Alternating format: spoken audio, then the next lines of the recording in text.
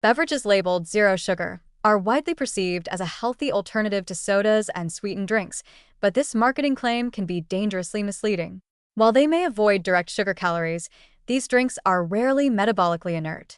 Instead, they are often loaded with artificial sweeteners, flavors, and chemical additives designed to mimic the taste of sugar, without the caloric content.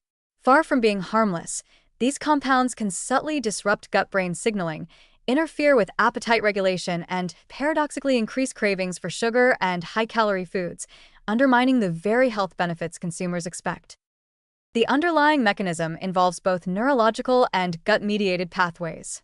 Artificial sweeteners such as aspartame, sucralose, saccharin, and acesulfame K activate taste receptors in the mouth and gut that signal sweetness to the brain. However, because no calories accompany this sweetness, the brain's reward system receives conflicting messages. The expectation of energy is unmet. Over time, this mismatch can blunt the brain's natural satiety responses, making individuals more prone to overeating in subsequent meals or snacking on calorie-dense foods. Functional MRI studies have shown altered activity in reward-related brain regions among individuals consuming artificially sweetened beverages, demonstrating that these compounds can modulate craving and appetite even in the absence of sugar. Gut microbiota disruption further amplifies the risk. Artificial sweeteners have been shown to alter the composition and diversity of intestinal bacteria, favoring species that contribute to glucose intolerance, inflammation, and impaired metabolic signaling. This microbial imbalance not only affects insulin sensitivity, but also increases intestinal permeability, allowing bacterial endotoxins to reach the liver via the portal vein. The result is a low-grade inflammatory state in hepatocytes that promotes triglyceride accumulation, oxidative stress, and hepatic fat deposition. In other words, even zero-sugar beverages can indirectly stress the liver and contribute to the development or progression of non-alcoholic fatty liver disease, NEFLD. The marketing of these beverages as calorie-free or safe for diabetics creates a dangerous perception of health. Consumers may rationalize higher consumption, assuming they are avoiding sugar-induced harm. In reality, habitual intake of zero-sugar drinks may perpetuate cycles of increased appetite, cravings for sweet foods, and overeating, particularly in adolescents and young adults who are among the highest consumers of diet sodas and artificially sweetened beverages. Over time, this pattern can lead to insulin resistance, visceral fat accumulation, and hepatic fat deposition, effects comparable to those observed with sugar-containing beverages. Additional additives in zero-sugar beverages, such as phosphoric acid or artificial flavors, can compound metabolic and organ stress. Phosphoric acid, commonly found in diet colas, contributes to systemic acidosis, calcium depletion, and low-grade inflammation, which indirectly burden the liver.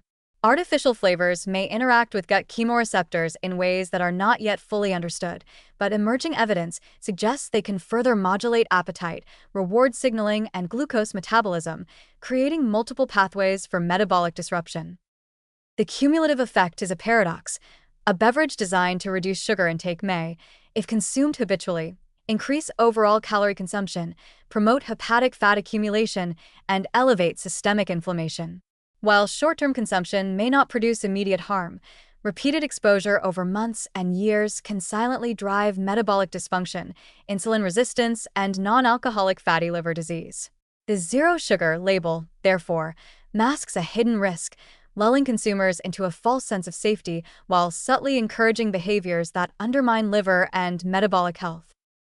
From a practical standpoint, the safest approach is to limit or avoid artificially sweetened, zero-sugar beverages altogether. Water, unsweetened herbal teas, sparkling water without acids or sweeteners, and beverages naturally flavored with fruit infusions provide hydration and taste without interfering with appetite regulation or stressing hepatic metabolism. For those seeking occasional sweetness, whole fruits or small amounts of minimally processed natural sweeteners offer a more liver-friendly alternative, as they deliver fiber and nutrients that modulate sugar absorption and reduce hepatic fat accumulation. In conclusion, the zero-sugar marketing claim is largely an illusion. While these beverages avoid direct sugar calories, artificial sweeteners, flavors, and acids can disrupt gut-brain communication, increase cravings, and subtly promote overeating and liver fat accumulation. Habitual consumption may negate the intended health benefits, silently driving insulin resistance, hepatic steatosis, and systemic metabolic stress. Awareness, skepticism toward marketing claims, and informed beverage choices are essential to avoid falling into this hidden trap of modern dietary culture.